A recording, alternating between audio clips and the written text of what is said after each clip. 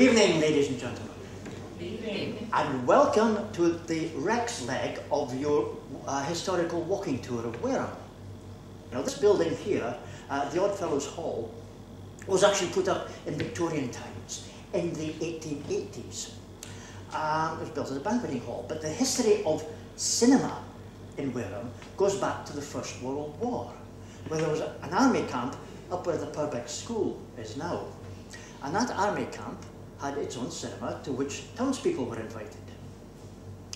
Now, come the end of the war, the army packed up its tents and left, leaving the people of Wareham with a taste for cinema, but nowhere to indulge it. So this building was converted into a cinema. In 1922, it became the Empire, and we've been showing films here ever since.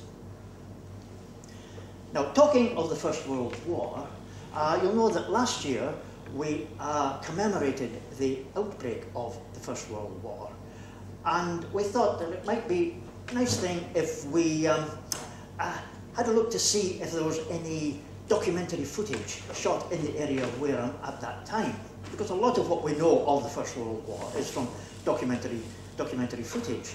So we'll see if we could put together anything that showed like the home front of the First World War in Wareham.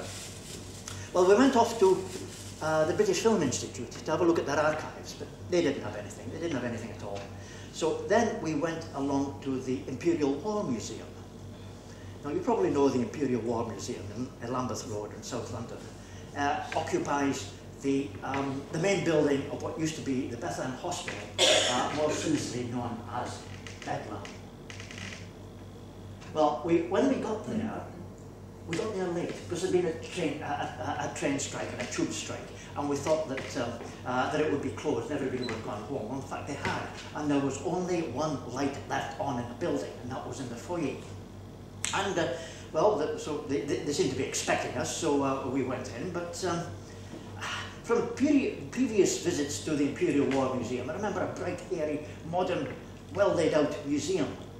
But on this occasion, the modern trappings of the foyer seemed to be stripped back to the original Victorian wainscoting. And they'll probably undergoing some sort of renovation at the time. And there was only one person on duty, this strange little bald man with a big moustache and waistcoat and a gold watch chain. Well, he seemed to know what we'd come for, so he took us into the archives to look for material shot at that time and in this area. And what we found was rather strange. It seems that before the First World War, there was another war just as terrible, and it had all been hushed up. It was actually documented by a famous writer of the time, but he'd been leaned on to keep quiet about it, and he finally published his account of it, but as a work of fiction, not as a historical document.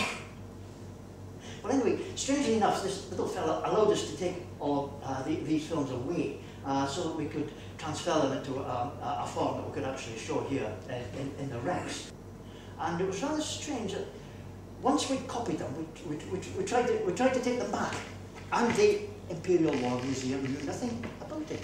Denied that there was ever any little bald man with a big moustache and waistcoat. Denied that there was ever any refurbishment going on the dates when we went there. And they said that that wasn't their film, take it away.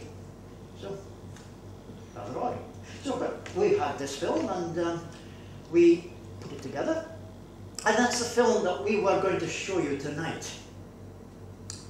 But we're wondering, some of it is rather creepy, and maybe it's not quite, you might be a little bit frightened of it, but as well as that, this is stuff that has been officially suppressed, and we could be in serious trouble for actually showing it.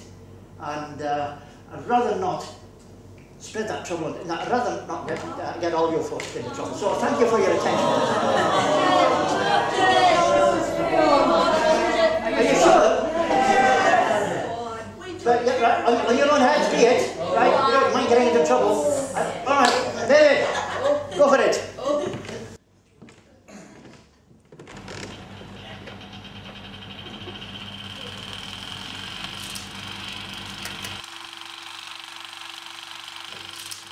So obviously Wareham, here's the North Causeway. The old town hall down at the market cross, the one that had the belfry in the top, that is now on the almshouses across the road. And then the almshouses without the belfry. An old bridge across the tomb, the one with the 5 arches.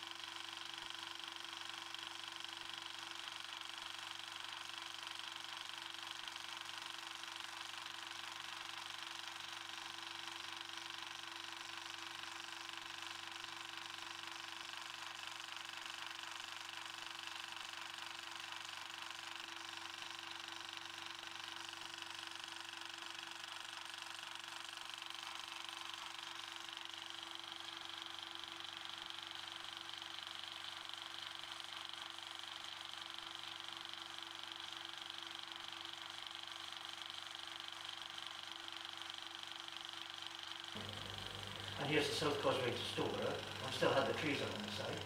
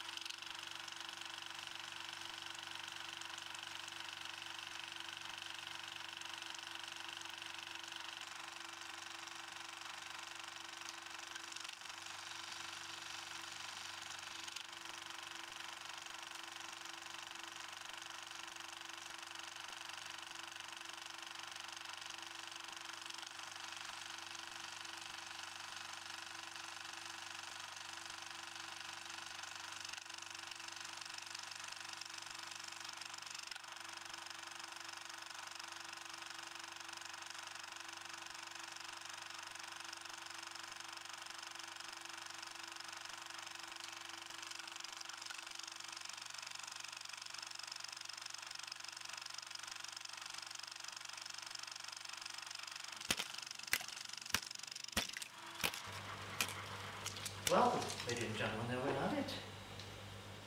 We tried to do some research to see that this actually happened. And what we came across was a photograph in an old book about steam traction engines. Now, the load looks somewhat familiar, does it not? And the caption is rather interesting as well.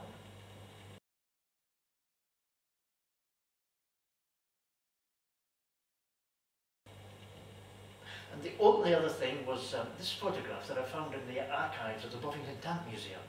But like the Imperial War Museum, the Buffington Tank Museum denied all knowledge of it. And there does seem to be some sort of folk memory of the events around the town. This display in a shop window not far from here.